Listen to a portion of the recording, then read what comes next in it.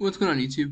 In this tutorial, I just want to show you how you can change the frequency in which AutoRecover information is saved. So AutoRecover is a great feature in Excel because if your Excel sheet crashes or accidentally closes out or you forget to save, then ideally at least part of some of the work that you're doing is saved so you don't have to backtrack nearly as much as if it wasn't saved.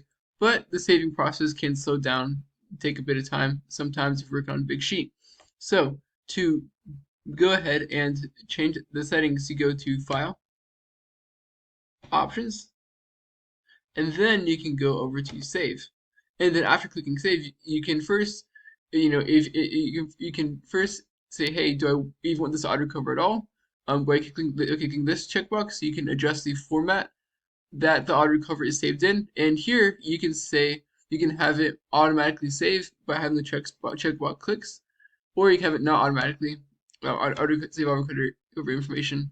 And here you can adjust the frequency too. So right now it says 10 minutes, but just say you wanted it to be every 30 minutes, for example. And then you can have it keep less auto recovered version if I close without saving, or you can have it that not happen. So just some flexibility that you can choose whenever adjusting your auto recover information. So that said, I hope you have found this to be helpful. If you did, like, subscribe, comment. Thanks so much for watching. Hope you have a great day.